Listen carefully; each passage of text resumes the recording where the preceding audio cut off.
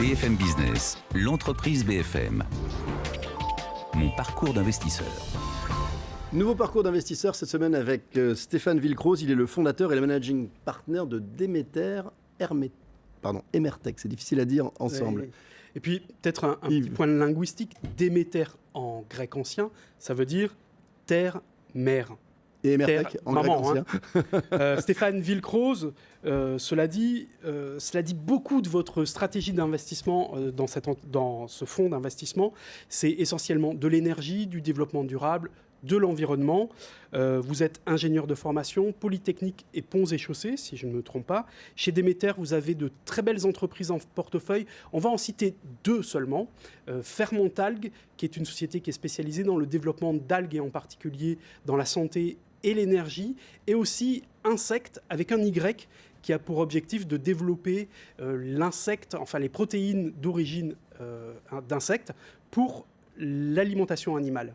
Ce sont deux sociétés à qui on promet un avenir radieux.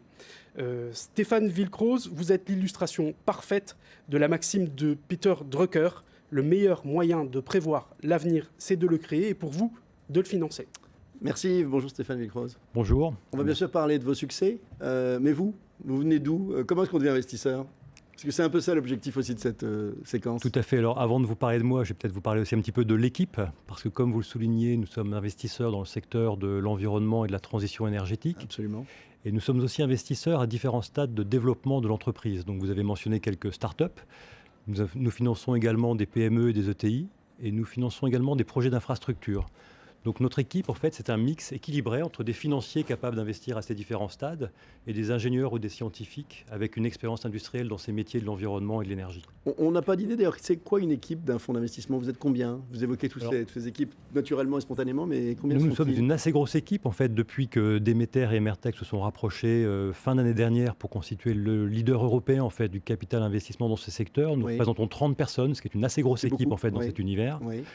Et cette équipe, effectivement, elle est organisée, c'est une PME, en réalité, une start-up devenue PME, et elle est organisée sous un format de partnership. C'est vrai que les principaux associés et fondateurs d'une société de gestion vont diriger de manière collégiale, en fait, la société.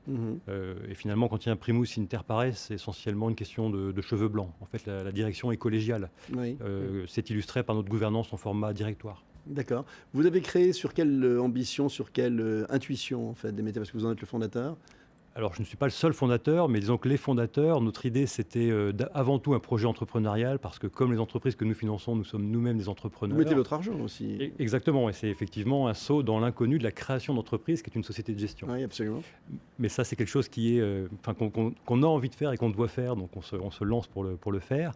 Et la deuxième conviction, c'était d'être persuadé que ces sujets d'environnement et de transition énergétique seraient des sujets non seulement de forte croissance, mais une véritable révolution industrielle. C'est-à-dire comme le digital l'a été il y a quelques années avec un secteur considéré comme un secteur à part entière, objet de spécialistes, la transition énergétique et l'environnement, peut-être défrichés par des pionniers initialement, aujourd'hui concerne tous les secteurs de l'économie. Il y a une accélération évidemment maintenant.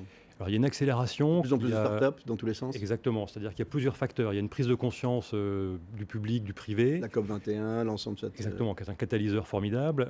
Il y a également des progrès technologiques énormes, en fait, qui se traduisent par des gains en termes de compétitivité. Et on cite souvent l'exemple le plus facile, c'est l'électricité issue des panneaux photovoltaïques. Depuis que Demeter et Emertech existent, c'est-à-dire depuis un petit peu plus de 10 ans, c'est des prix de revient de cette électricité divisés par 15. Donc, une véritable révolution industrielle. Liée notamment au financement que vous avez permis, notamment de l'ensemble. Alors, notamment sur la partie technologique et puis aussi sur le financement de projets. Beaucoup de progrès en fait, et d'efficacité dans le financement des projets concernés. Si je reviens juste, Stéphane, sur votre parcours, vous avez toujours été investisseur ou bien vous avez fait toute une série de métiers qui vous y ont conduit? Alors en fait, je suis tombé dans la marmite étant petit pour un stage de fin de mes études d'ingénieur. Exactement, voilà, un petit peu par hasard, comme d'autres confrères. Et en fait, cela m'a fait découvrir un métier passionnant d'une part. Et cela m'a permis de rencontrer une équipe qui sont devenus en fait les cofondateurs et principaux associés de Demeter 10 ans après. Et c'est chaque fois, je crois que je pose cette question à chaque fois, cette émission n'est pas tellement ancienne sur ce format d'entreprise et capital. Chaque fois, ça a été par hasard, vous avez raison. Il n'y a pas de formation pour ça, finalement, c'est une rencontre en général, c'est quoi? Je pense que c'est beaucoup des rencontres. Bien vos collègues en fait, aussi. il faut aussi évidemment aimer l'entreprise et probablement marier les qualités ou les envies qui permettent d'accompagner ces entreprises. Oui. Donc probablement beaucoup d'enthousiasme avec quand même du scepticisme, parce qu'il faut effectivement un équilibre entre les deux. De la bienveillance et de la rigueur vis-à-vis des entrepreneurs. Et quand on réunit effectivement ces qualités, c'est vraiment un métier idéal parce on démultiplie son expérience d'entrepreneur avec ceux qu'on accompagne. On a évoqué des entreprises récentes, mais quel a été votre plus beau succès, celui dont vous êtes le plus fier, celui auquel personne ne croyait, et puis vous l'avez imposé contre tout le monde? Ça, c'est comme choisir ses enfants préférés. C'est impossible. Alors, je vous donne 3 enfants. Vous les aimez tous. Non, mais alors quelques exemples pour illustrer différents métiers, mais dans le domaine des énergies renouvelables, justement, Solaire Direct et Quadrant, qui sont des grands succès des énergies renouvelables, avec des chiffres d'affaires multipliés par plus de 100 entre notre premier investissement et ce qu'ils sont aujourd'hui.